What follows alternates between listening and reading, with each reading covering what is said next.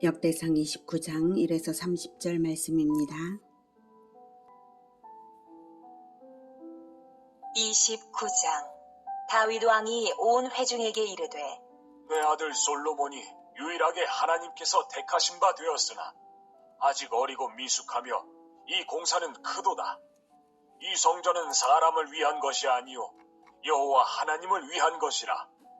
내가 이미 내 하나님의 성전을 위하여 힘을 다하여 준비하였나니 곧 기구를 만들 금과 은과 놋과 철과 나무와 또 만호와 가공할 검은 보석과 채석과 다른 모든 보석과 옥돌이 매우 많으며 성전을 위하여 준비한 이 모든 것 외에도 내 마음이 내 하나님의 성전을 사모하므로 내가 사유한 금 은으로 내 하나님의 성전을 위하여 드렸노니 곧 오빌의 금 3,000달란트와 수는 7,000달란트라. 모든 성전 벽에 입히며 금은 그릇을 만들며 장인의 손으로 하는 모든 일에 쓰게 하였노니 오늘 누가 즐거이 손에 채워 여호와께 드리겠느냐 하는지라.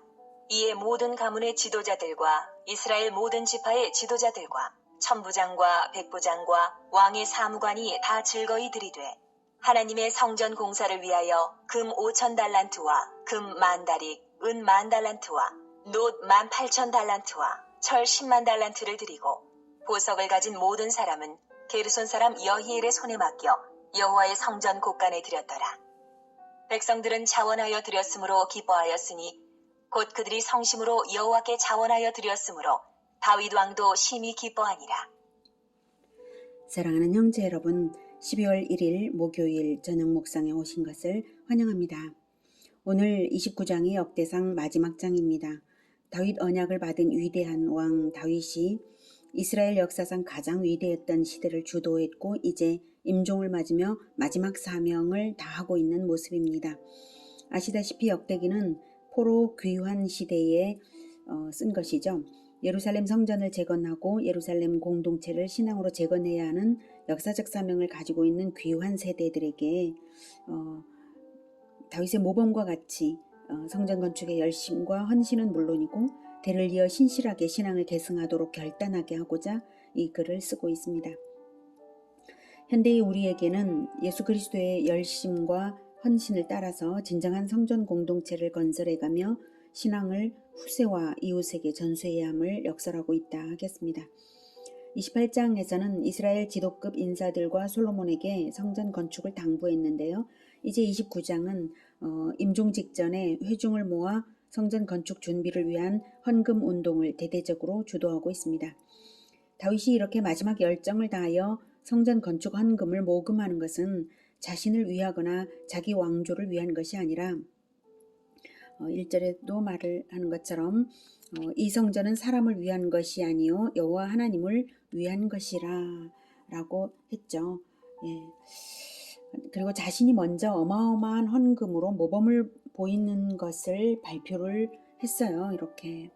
그리고 나서 5절에 오늘 누가 즐거이 손에 채워 여호와께 드리겠느냐 하고 있습니다.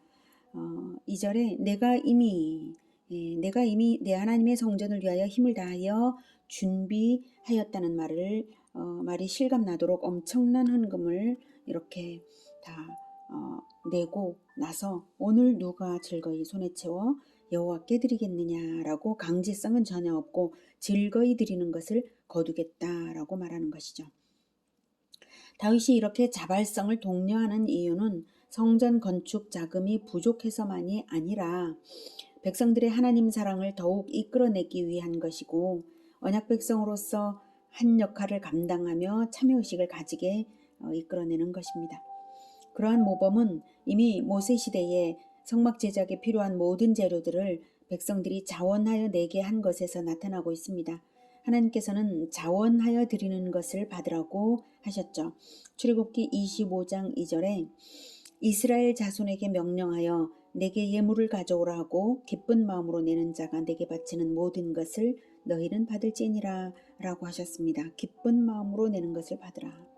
그래서 자발적으로 낸 것이 다윗이 낸 것보다 더 많았습니다. 6절부터 보면 이에 모든 가문의 지도자들과 이스라엘 모든 지파의 지도자들과 천부장과 백부장과 왕의 사무관이 다 즐거이 들이되 하나님의 성전 공사를 위하여 금 5,000달란트와 다윗은 3,000달란트였죠. 다윗 개인이 근데 더 많아졌어요. 물론 여러 명이 내니까 또 많아졌겠지만 더 많은 것을 냈습니다. 금 5,000달란트, 금 10,000다릭, 은 10,000달란트, 놋 18,000달란트, 와 철 10만 달란트 뭐 이렇게 그리고 보석도 이렇게 게르손 사람 담당자 여히엘의 손에 성전 곳간을 맡은 여히엘에게 이제 맡겨서 관리하게 했다. 자 이렇게 너무나 기쁘게 드렸습니다. 9절에서도 말하고 있죠. 백성들은 자원하여 드렸으므로 기뻐하였으니 곧 그들이 성심으로 여호와께 자원하여 드렸으므로 다윗 왕도 심히 기뻐하니라. 자원함으로 드리는 것이 내는 자도 기쁘고 받으시는 하나님도 크게 기뻐하십니다. 자원하여 드렸으므로 왕도 심히 기뻐했습니다.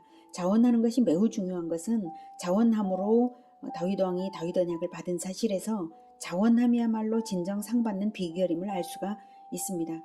사무엘라 7장 5에서 11절을 보면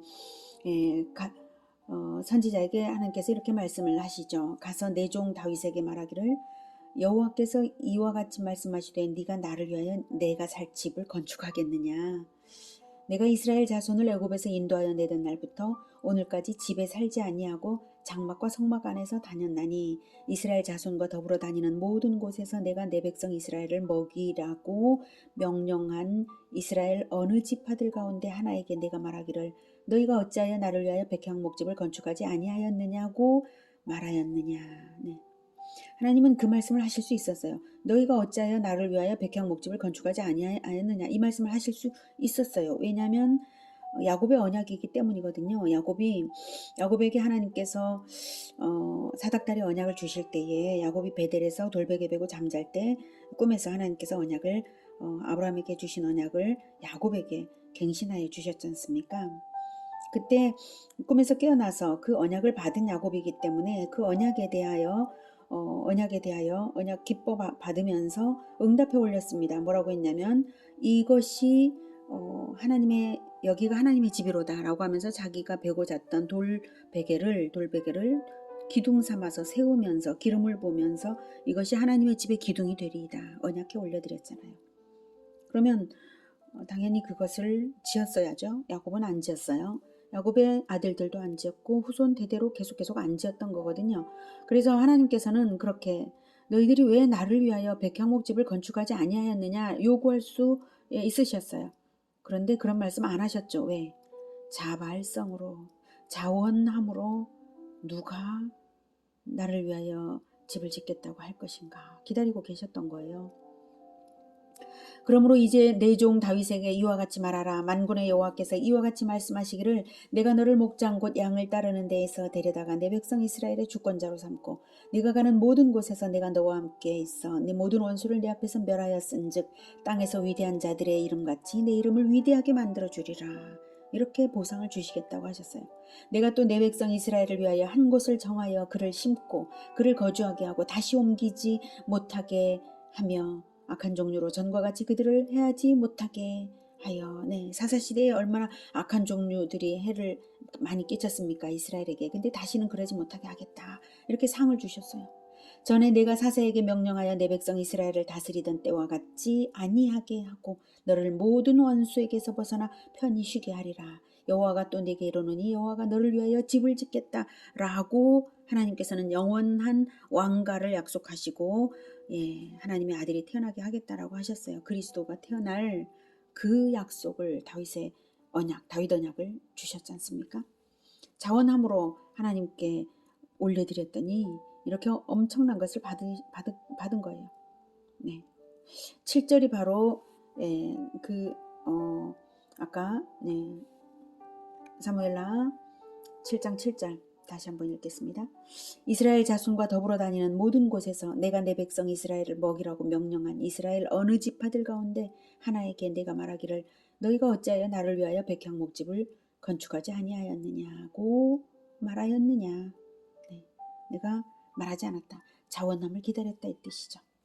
다윗의 자발성을 극히 기뻐하셨기 때문에 그런 말로서 칭찬하신 거예요. 사실 하나님의 집을 지어드리겠다고 서원한 것은 야곱 때부터였는데 아무도 그 응답을 실천으로서 올려드리지 않았는데 하나님은 기억하시고 기대하고 기다리고 계셨던 것입니다. 자, 이렇게 해서 다윗이 드디어 자발성을 발휘해서 성전 지어드리겠다고 하니까 너무나 기뻐하시면서 그리스도를 다윗의 후손으로 보내시겠다고 다윗 언약 주시고 했는데요. 바로 이렇게 언약들의 연결이 그렇게 된 것입니다. 아브라함에게 주신 언약이 야곱에게로 이어졌고 야곱이 하나님께 올려드린 그 서원이 지금 다윗에 의해서 실현되고 있는 거예요. 그렇다고 다윗이 직접 실현하는 건 아니고 모든 준비만 하고요. 이제 솔로몬에 의해서 실현되도록 하신 것이죠. 언약은 이렇게 하나로 연결되고 있습니다. 하나님은 언약을 주시고는 누가 자발성으로서 언약에 반응을 하는지를 보시는 거예요. 그러니 언약 성취를 위한 자발성을 발휘하십시오. 그것이 상을 받는 비결입니다. 다윗은 야곱의 언약을 기억해서 말하는 것은 아니었겠지만 하나님은 그렇게 받으신 거예요. 그렇다고 지금 이 시대에도 교회당 건축을 하는 것이 언약 성취다 이렇게 적용하시면 안 되십니다. 건축 자체는 본질은 아니고요. 다만 필요한 일일 수는 있죠. 예수님께서 타락한 성전 권력을 향하여 꾸짖으시면서 강도의 소굴을 만드는도다 라고 하셨죠. 그래서 성전 파괴를 예언하셨고 예수님 자신이 하나님의 임재가 있는 성전임을 천명하신 후에 진정한 성전은 예수님을 머리로 하는 교회 공동체가 성전이고 진정한 성전이고 이 성전은 계속 세워져 가고 있습니다. 공동체를 세워가는 그것이 중요합니다. 그것을 위하여서 하나님 나라를 세우기 위하여서 그 언약에 대하여 반응해드리는 것, 이게 자발적으로 반응해드리는 것, 이게 중요하죠. 아무튼 다윗은 건축 준비를 온 이스라엘의 신앙심을 불러일으켜서 자발성으로 동참하게 함으로써 건축 준비뿐만 아니라 진정한 성전 공동체가 되도록 언약 백성을 세워가고 있습니다. 10절부터는 다윗의 마지막 감사 기도입니다. 다윗이 온 회중 앞에서 여호와를 송축하여 이르되 우리 조상 이스라엘의 하나님 여호와여, 주는 영원부터 영원까지 송축을 받으시옵소서. 여호와여, 위대하심과 권능과 영광과 승리와 위엄이 다 주께 속하여 싸우니 천지에 있는 것이 다 주의 것이로소이다. 여호와여, 주권도 주께 속하여 싸우니 주는 높으사 만물의 머리이심이니이다. 부와 귀가 주께로 말미암고 또 주는 만물의 주제가 되사 손에 권세와 능력이 있사오니 모든 사람을 크게 하심과 강하게 하심이 주의 손에 있나이다. 우리 하나님이여, 이제 우리가 주께 감사하오며 주의 영화로운 이름을 찬양하나이다. 나와 내 백성이 무엇이기에 이처럼 즐거운 마음으로 드릴 힘이 있었나이까. 모든 것이 주께로 말미암아 싸우니 우리가 주의 손에서 받은 것으로 주께 드렸을 뿐이니이다. 우리는 우리 조상들과 같이 주님 앞에서 이방 나그네와 거류민들이라 세상에 있는 날이 그림자 같아서 희망이 없나이다.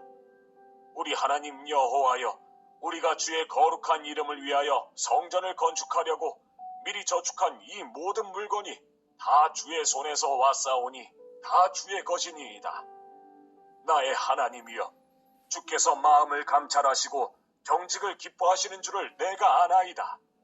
내가 정직한 마음으로 이 모든 것을 즐거이 드렸사오며 이제 내가 또 여기 있는 주의 백성이 주께 자원하여 드리는 것을 보오니 심히 기쁘도소이다. 우리 조상들 아브라함과 이삭과 이스라엘의 하나님 여호와여, 주께서 이것을 주의 백성의 심중에 영원히 두어 생각하게 하시고 그 마음을 준비하여 주께로 돌아오게 하시오며 또 내 아들 솔로몬에게 정성된 마음을 주사 주의 계명과 권명과 율례를 지켜 이 모든 일을 행하게 하시고 내가 위하여 준비한 것으로 성전을 건축하게 하옵소서 하였더라. 네, 정말 하나님께서 기쁘게 들으셨을 아름다운 시로 감사 기도를 드리고 있네요. 이 모든 것이 하나님께서 허락하시고 채워주셨기에 드릴 수 있었던 것임을 다윗은 잘 알고 있습니다. 이스라엘이 과거 사사시대에 이방 민족들의 침탈을 당하던 때와 비교하면 이렇게 짧은 세월에 이렇게 부강하게 하심은 오직 하나님께서 하셨기 때문에 가능한 것이죠. 그래서 모든 부와 영광은 하나님께로부터 온 것이기 때문에 자신들이 바치는 엄청난 예물 역시 하나님의 것을 다시 돌려드리는 것에 불과하다고 고백하고 있습니다. 다윗은 청지기적 신앙으로 나라를 이끌었고 이제 성전 건축 역시 청지기적 자세로서 시작을 하고 있는 것이에요. 우리가 물질관뿐만 아니라 인생관에 있어서 다윗의 청지기적 자세를 본받아야 하겠습니다. 이 청지기적 자세가 하나님께 복받는 또 하나의 중요한 비결입니다. 에덴에서 아담과 하와가 실패한 것은 청지기가 아니라 주권자 행세를 하려고 들었다가 실패한 것이고 쫓겨난 것입니다. 우리는 주권자가 아니라 청지기임을 직시하는 것, 그래서 하나님을 위해서 아끼지 않을 수 있는 것, 그 자세가 상받는 비결입니다. 하나님은 대접받으시는 대로 대접하시는 분이시니까 청지기적 자세로 대접해 드릴 때 하나님도 아낌없이 대접해 주시거든요. 다음으로는 다윗 자신만 아니라 백성들까지, 자신의 세대만 아니라 솔로몬의 세대까지도 하나님을 섬기는 정성된 마음을 가지고 계명과 권면과 율례를 지키는 신실함으로 성전을 짓게 해달라고 간구하고 있습니다. 그리고 영원히 그렇게 하나님을 섬기게 해달라고 간구하고 있습니다. 신앙은 개인만이 아니라 공동체적인 것이고 한 세대만이 아니라 반드시 대대로 후세에 영원히 이어져 가야만 그 생명력이 증명되고요. 영원하신 하나님과의 언약이 지켜진 것입니다. 하나님은 단 한 명의 대표자와 언약을 하셨으면서 한 명의 대표자 안에서 전체를 받으시는 분이시고요. 하나님은 영원하신 분으로서 한순간만 살고 죽는 인간들과 영원한 언약을 맺으셨기 때문입니다. 그래서 우리가 영원하신 하나님이시고 유일하신 단 한 분의 하나님이시라는 것을 생각할 때에 우리는 공동체가 단 한 사람 예수 그리스도처럼 연합되어야 되고 그리고 영원히 대를 이어서 하나님의 언약을 지켜드려야 하는 것이죠. 그래서 다윗은 10절에서 말하는 것처럼 우리 조상의 하나님, 우리 조상 이스라엘의 하나님 여호와여 주는 영원부터 영원까지 송축을 받으시옵소서. 이렇게 우리 조상 이스라엘의 하나님이여 라고 부르시면서 영원한 송축을 올려드리면서 개인이 아니라 공동체의 대표로서 당대만 아니라 후세까지 이어질 신앙을 간구하는 것이에요. 이제 20절부터는 솔로몬의 등극을 보여줍니다. 다윗이 온 회중에게 이르되 너희는 너희 하나님 여호와를 송축하라. 하매 회중이 그의 조상들의 하나님 여호와를 송축하고 머리를 숙여 여호와와 왕에게 절하고 이튿날 여호와께 제사를 드리고 또 여호와께 번제를 드리니 숫송아지가 1000마리요 순양이 1000마리요 어린 양이 1000마리요 또 그 전제라. 온 이스라엘을 위하여 풍성한 제물을 드리고 이날에 무리가 크게 기뻐하여 여호와 앞에서 먹으며 마셨더라. 무리가 다윗의 아들 솔로몬을 다시 왕으로 삼아 기름을 부어 여호와께 돌려 주권자가 되게 하고 사독에게도 기름을 부어 제사장이 되게 하니라. 솔로몬이 여호와께서 주신 왕위에 앉아 아버지 다윗을 이어 왕이 되어 형통하니 온 이스라엘이 그의 명령에 순종하며 모든 방백과 용사와 다윗 왕의 여러 아들들이 솔로몬 왕에게 복종하니 여호와께서 솔로몬을 모든 이스라엘의 목전에서 심히 크게 하시고 또 왕의 위엄을 그에게 주사 그전 이스라엘 모든 왕보다 뛰어나게 하셨더라. 본문에 기록된 솔로몬 즉위식은 역대기 기록의 의도에 따라 기록 관점에 따라 아도니아의 반역 사건은 생략되었습니다. 솔로몬의 왕위 계승에 대해 모든 왕자들을 포함한 모든 방백과 용사들이 다 복종했다는 것을 강조하기 위해 그렇게 한 것이에요. 이제 하나님의 성전을 건축하는 데에 적합한 인물로 솔로몬을 부각시키고 있는 것입니다. 또한 풍성한 번제를 드린 사실과 22절에서 사독에게도 기름을 부어 제사장이 되게 하니라 라고 이 사실을 언급하는 것은 신정왕국으로서의 위상을 분명히 하는 제사장적 관점으로 기록했기 때문입니다. 23절 솔로몬이 여호와께서 주신 왕위에 앉아 여호와께서 주신 왕위에 앉아라는 표현도 신정왕국이라는 의미를 분명히 합니다. 이렇게 해서 하나님께서 25절 여호와께서 솔로몬을 모든 이스라엘의 목전에서 심히 크게 하시고 또 왕의 위엄을 그에게 주사 그전 이스라엘 모든 왕보다 뛰어나게 하셨더라. 이렇게 평화의 왕 그리스도의 예표가 되게 하시려고 이렇게 높여주시고 계십니다. 한편 여기 그전이라고 표현을 한 것은 이전이라는 의미로 보기보다는 무엇보다 라는 뜻으로 봐서 이스라엘 모든 왕보다 솔로몬이 탁월하게 뛰어났다라는 의미로 봅니다. 26절부터는 다윗의 통치 기간과 노년의 존귀함을 소개합니다. 이 세 아들 다윗이 온 이스라엘의 왕이 되어 이스라엘을 다스린 기간은 40년이라. 헤브론에서 7년간 다스렸고 예루살렘에서 33년을 다스렸더라.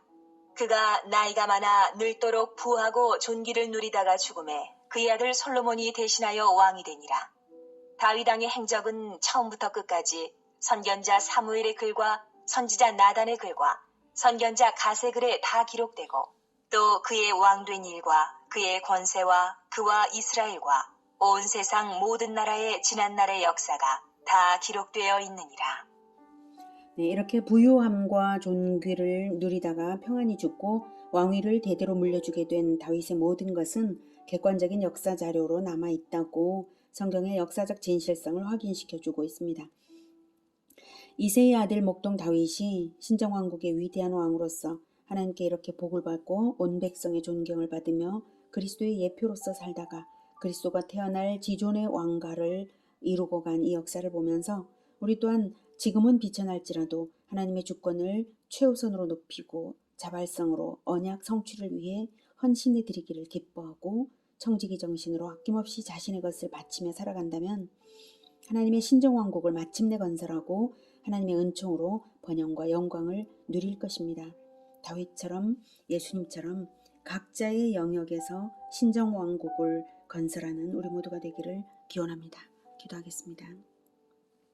하나님, 우리를 하나님의 나라를 세우는 예수 제자로 불러주신 것 정말로 감사합니다. 우리가 다윗을 본받아서 하나님의 주권을 최우선으로 높여드리고 하나님과의 언약을 성취하도록 자발적으로 기쁘게 섬겨드리고자 합니다. 주님, 우리의 마음을 더욱 열심 있게 뜨거운 마음으로 채워주시고 늘 성령의 감동으로 붙들어 주시옵소서. 하나님께서 우리에게 주신 모든 것이 하나님의 것이라는 것을 잊어버리지 않게 하여 주시고 늘 기쁜 마음으로 헌신하여 올려드릴 수 있도록 주님 우리의 마음을 붙잡아 주시옵소서. 하나님을 위하여 아끼지 않겠습니다. 주님, 우리가 하는 모든 일이 우리의 삶이 오직 하나님 나라 신정왕국을 건설해가는 일이 되게 주님 도와 주시옵소서. 예수 그리스도 이름으로 기도드립니다. 아멘. 이어지는 시간은 개인 기도 시간입니다.